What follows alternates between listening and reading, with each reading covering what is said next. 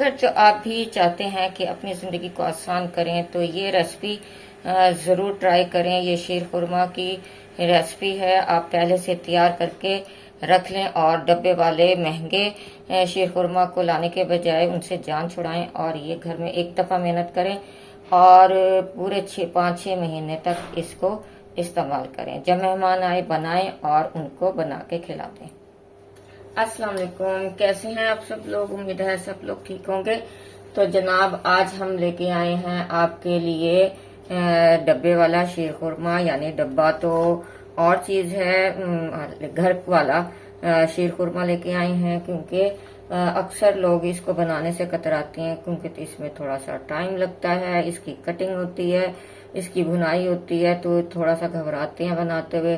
तो ये शीर खुरमा ईद की शान है, ईद से इससे मुकम्मल नहीं होती और हर घर में ये पसंद किया जाता है। तो आज मैंने कहा कि आपको ऐसा तरीका बताएं कि एक दफा मेहनत करें और फिर डब्बे में भर के रख लें बर्मी में, और जब दिल चाहे बनाएं और मेहमानों को खिलाएं, घर वालों को खिलाएं। अब सिर्फ ईद की ही नहीं इंतजार करने पड़ेगा, आपको जब चाहे निकालें और बना के खिलाएं खाएं। बाजार से बहुत महंगे पड़ते हैं ये, और वो जायका और वो चीज नहीं होती जो कि आपको घर के बने हुए शीर खुरमे में मिलती है। तो इसके लिए मैंने चीजें ली हैं। ये हमारे हैं छुआरे, जिनको जो 10 अदद हैं, और इनको मैंने कट कर लिया हुआ है। ये एक टुकड़ा खोपरे का, 40 अदद बादाम है और 30 अदद पिस्ता है। इनका बस 10% का तनासिब रखना है कि ये ज्यादा होने चाहिए और ये कम। अब आप चाहे औंस में ले लें, चाहे आप ये बादाम ले लें, क्योंकि घर में औंस के हिसाब से तो नहीं होता, तो घर में हमारा इसका होता है दान रखे हुए होते हैं, तो हमें इस्तेमाल करने होते हैं। तो 40 मैंने लिए हैं बादाम और 30 लिए हैं मैंने इसका पिस्ता।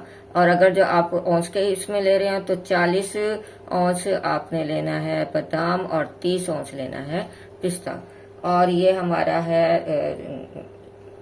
इलायची 4-5, जिनको मैंने कूट लिया, पीस लिया है। और ये एक बड़ा कप है चीनी का, और ये एक है क्या कहते हैं सेवियों का पैकेट। ये एक सेवियों के पैकेट का सारा सामान मैं बता रही हूँ। अगर जो आपने ज्यादा करना है तो आप इसको ज्यादा भी कर सकते हैं। ये इस तरह से थी सेवियां, जिसे मैंने खोले बगैर पहले ही इसमें मैंने इनको तोड़ लिया, क्योंकि इस तरह से तोड़ने से ये अक्सर निकाल के तोड़ें तो ये फिर इधर उधर गिरती हैं उड़ उड़ के, तो जो गिरेंगे इसी में आप बंद में ही इसको तोड़ लें। देखें ये मैंने अब निकाल लिया, ये देखें उसी में ही रहते हुए बारीक हो गई हैं। और अगर जो मुझे इसको थोड़ा सा करना पड़ा तो किया है मैंने इसको बारीक, ये इस तरह से। अब ये देखें ये उछल नहीं रही हैं, बस आपने इस तरह से करके इसको तैयार कर लेना। ये सारा मटेरियल है हमारा एक इसका पैकेट का। आप अगर जो ज्यादा करना चाहती हैं, ज्यादा बनाना चाहते हैं, तो फिर इसको ही डबल कर लें या ट्रिपल कर लें, जितना आप बनाना चाहते हैं। चले आप चलते हैं रेसिपी की तरफ। जनाब देखें, ये अब हमारा हमने अपनी कढ़ाई में को गर्म कर लिया। इसमें डालेंगे हम 1 चम्मच देसी घी, बस ज्यादा नहीं, सिर्फ 1 चम्मच, थोड़ा सा टच देना हमने, तो गर्म कर लेना अच्छी तरह से। और ये जो सेवियां हैं हमने इसमें डाल देनी है। देसी घी मैंने डाला है। अगर जो आप के यहाँ देसी घी नहीं है तो आप फिक्रमंद ना हो, आप आम घी भी इस्तेमाल कर सकते हैं। इसको अच्छी तरह से भून लेना है। इसका कलर चेंज हो जाए जब और खुशबू आने लगे तो इसको बंद कर देना है। अब इसकी खुशबू आनी शुरू हो गई है और थोड़ा सा ब्राउन भी होनी शुरू हो गई है ये। तो अब इसको हम निकाल लेंगे बर्तन में, और निकाल के हम आपको दिखाएंगे। इसको 1 से 2 मिनट तक सिर्फ ही आपने भूनना है। जैसे ही खुशबू आने लगे और इसको बंद कर देना है, और ऐसे बर्तन में डालना है जिसमें ये फैल के रखी जाए ताकि ये ठंडी हो जाए। हमने ठंडी ही चाहिए, हमें गर्म ना हो ये हमारी। तो देखिए मैंने ये बड़े बर्तन में निकाल के रख दी है सेवियां। अब ये ठंडी होंगी तो फिर हम आपको बताएंगे कि क्या करना है। तो जनाब अब हमने कढ़ाई में थोड़ा सा बिल्कुल आधे चम्मच से भी कम टच देना है इसका घी का। तो ये भी हमारा देसी घी है और इसको अच्छी तरह से गर्म करके और ये जो छुआरे हैं इनको हमने फ्राई कर लेना। छुआरों को फ्राई इसलिए करेंगे कि ये थोड़ी थोड़ी नीमी होती है इनमें, और वैसे भी मैं फ्रिज में रखती हूँ इनको छुआरों को, क्योंकि बाद का अचानक किसी चीज की जरूरत पड़ जाती है तो मैं अक्सर चीजें फ्रीज करके रखती हूँ। जब मुझे जरूरत पड़ती है बाजार भागना नहीं पड़ता और बस जल्दी से निकालते हैं और इस्तेमाल कर लेते हैं। मेरा बादाम भी, मेरे पिस्ता भी, खोपरा भी, सब चीज मैंने फ्रीज की हुई है। आप ताज़ा लेना चाहें, पसंद करना चाहें तो ताज़ा भी कर सकते हैं। तो अब इनको हम फ्राई करेंगे अच्छी तरह से। तो जनाब हमारे छुआरे भी हो चुके हुए हैं फ्राई। अब इनको हम निकाल लेंगे एक बर्तन में। अब बारी आती है पिस्ते और बादाम की। इसमें भी हम थोड़ा सा घी डालेंगे, बिल्कुल हल्का सा टच देंगे, ज्यादा नहीं, और इनको भी हम फ्राई कर लेंगे।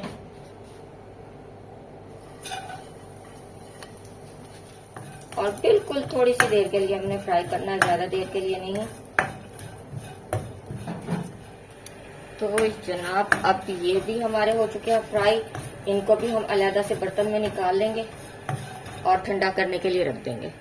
तो जनाब अब आती है बारी हमारे खोपरे की। खोपरे को हम घी नहीं डाल के भूनेंगे क्योंकि इसमें कुछ से ही होता है ऑयल। बस इसे हल्का सा हम मतलब कि इसको भून लेंगे बस बगैर घी के। ये बहुत झटपट तैयार होने वाली रेसिपी है। जब चाहें आप बनाएं और बना के अपने प्यारों को खिला दें। जिस वक्त मेहमान आए निकालें और आपको झंझट करने की जरूरत ही नहीं है कि हर चीज को अलग अलग भूनेंगे। बस मेहमान आए निकालें और मिनटों में तैयार हो जाने वाली ये रेसिपी है। और फिर जिन लोगों ने अभी तक हमारे चैनल को सब्सक्राइब नहीं किया प्लीज सब्सक्राइब कर लें, बेल आइकन के बटन को भी दबा दें और फीडबैक जरूर दें। हमें आपके फीडबैक की बहुत जरूरत है। लाइक करें, शेयर। अब ये भी हमारा फ्राई हो गया हुआ है और चूल्हे को कर देंगे हम बंद और निकाल लेंगे इसको भी बर्तन में। और अब हम आपको लेके चलते हैं इसकी अगली तैयारी की तरफ। तो जनाब अब हम इन सब चीजों को ठंडा करने के बाद, क्योंकि इन जितने भी हमने चीजें फ्राई की हैं ये हमें ठंडी चाहिए, तो अब इसमें डालेंगे हम ये जो चीनी आपको बताई थी वो इसकी मिक्सिंग करेंगे। और ये सारे हमारे जो ड्राई फ्रूट हैं वो इसमें शामिल करेंगे।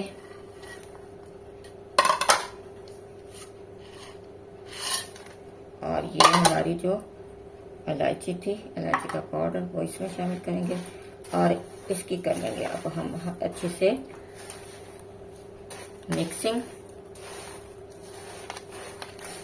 और इसमें मसला नहीं है, सिर्फ एक दफा का है मेहनत करने का। और फिर आराम से आप जब चाहें 5-6 महीने तक इसको इस्तेमाल कर सकते हैं। स्टोर करके रख लें और फिर बेफिक्र हो जाएं।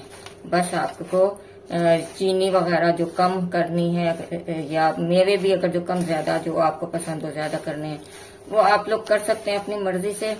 और इसको एक दफा बना के रख लें। आप बाजार के डब्बों से ज्यादा क्या कहते हैं बेहतरीन मिलेगी, जिसमें मेवे भी ज्यादा होंगे। उनमें मेवे भी ज्यादा नहीं होते, सिर्फ सेवियां ज्यादा होती हैं।